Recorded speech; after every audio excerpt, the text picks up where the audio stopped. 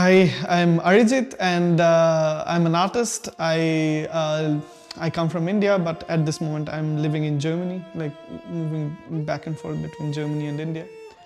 And I love biryani. That's my favorite food. And I'm currently the artist in residence here.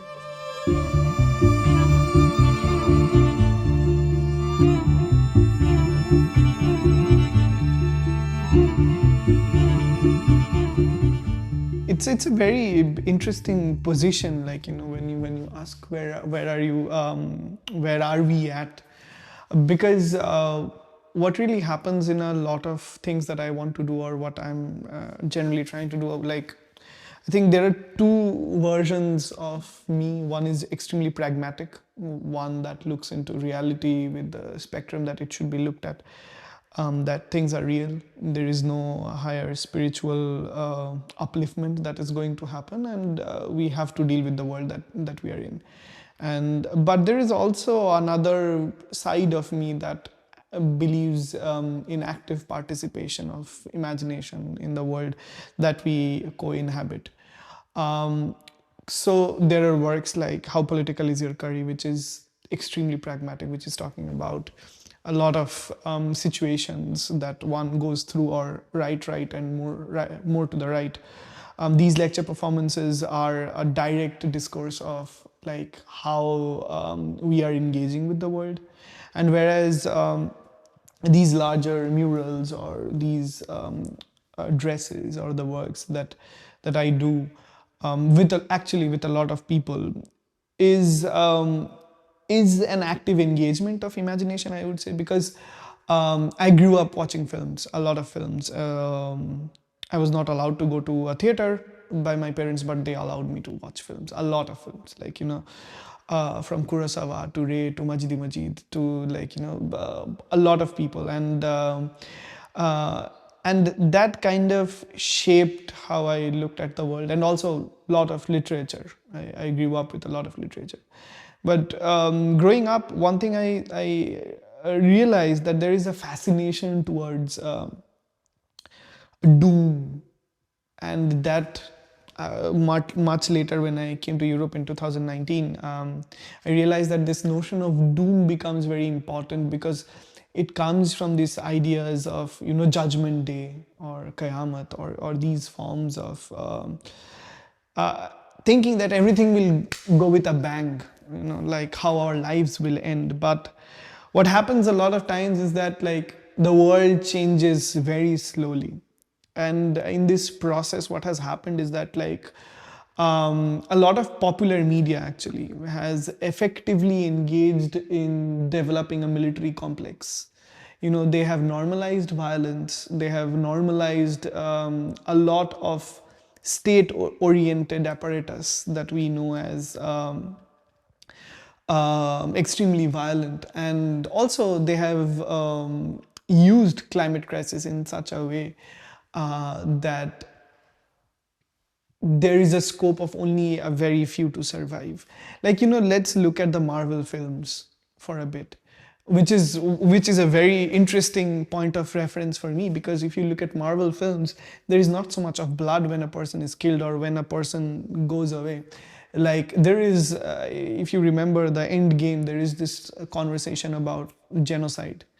Half of the population of the world is completely going away because it is the necessary evil, and then the Avengers fight for it, bring it back, and in the process they kill the other half.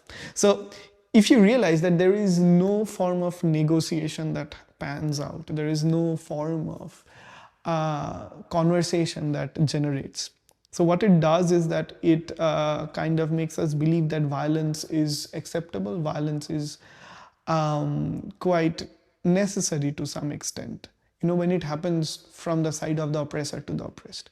We are seeing it today. We are seeing it today with our own eyes, what is happening in Sudan, what is happening in Palestine, what is happening in a lot of part of the world, where there has been this active normalization of the violence and the spectacle of violence, how it is created.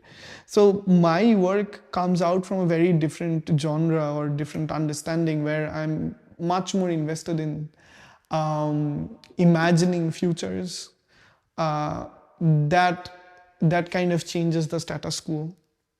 So this project is called Whispering Sea, and it generally comes out from these notions of like, the whole work starts with a video, and in the video it says that, like, my mother and my grandmother never saw sea, and the sea whispers. The sea whispers that there is a very specific place where clouds go and cry. And when clouds cry, some things are remembered. And then it kind of talks about a future where there is a revolution from the side of the plants, and humans and plants kind of become one. And I'm very specifically looking at the history of Ireland, and looking at the entire idea of this conflict of Catholicism and Protestantism. So if you look at this is also like an altar piece. It's a very conscious choice to work with that. You also see some kind of apostle kind of legs. So it's deliberately working with a church setup. It is kind of taking that in, but also converting it into something else.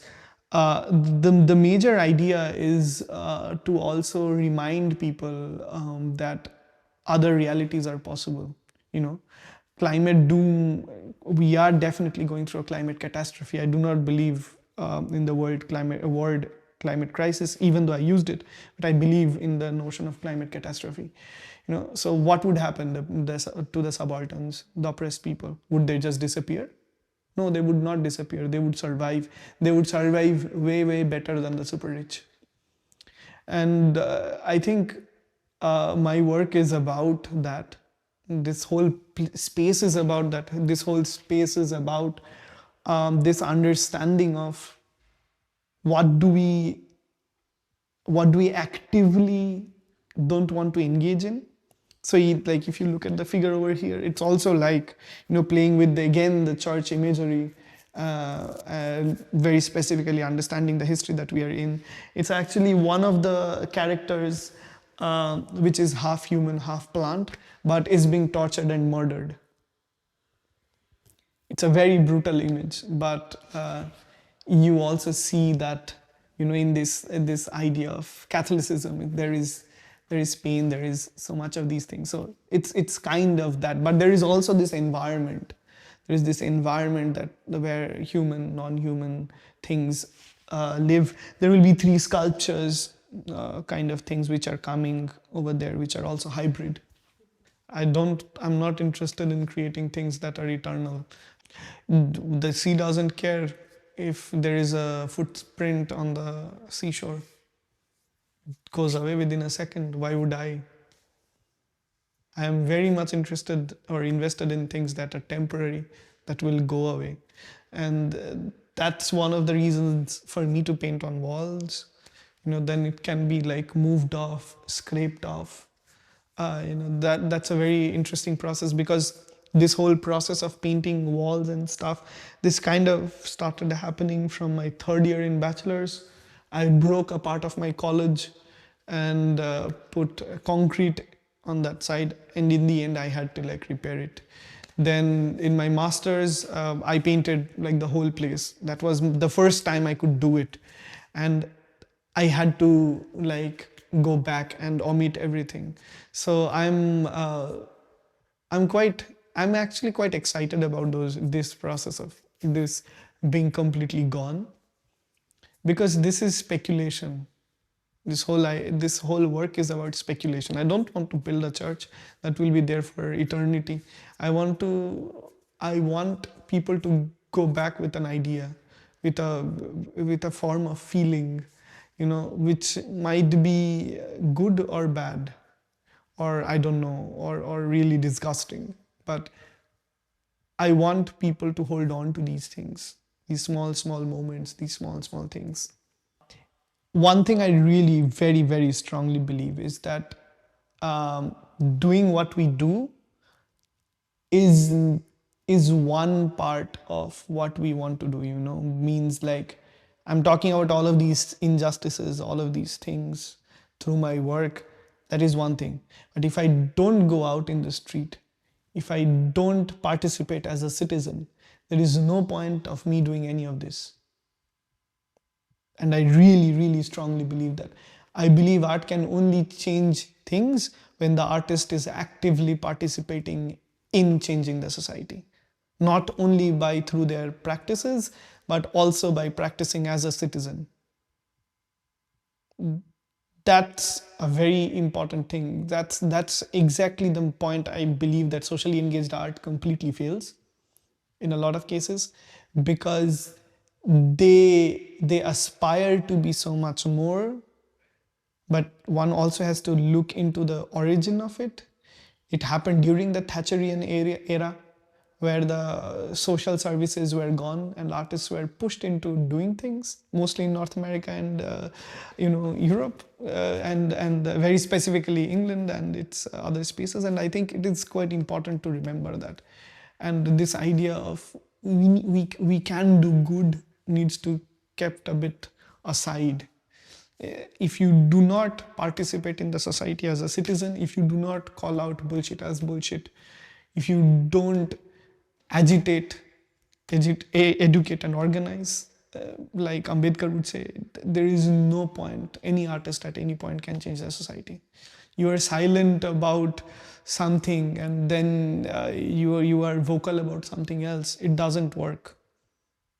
Of course, you don't need to be like screaming out everything at the same time, but you need to participate. You need to actually go in shaping the society. The artist like Picasso painting Guernica didn't stop the Franco's bombs. We need to acknowledge that there were actually fighters who went there, who fought. And that's quite important, and that's what I really want our generation artists to understand. People from our generation who aspire to do social change or individual change through their practices, that no, until unless we do it, we participate in the society that we live in, there is no point.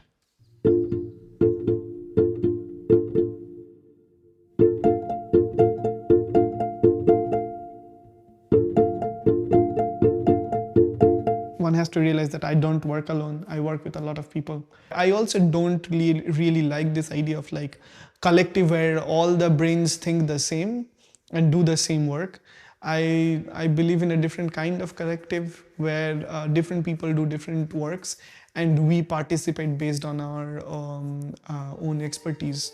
What's next after here? I go home. I go home, I see my family, and then I go back to Germany to teach.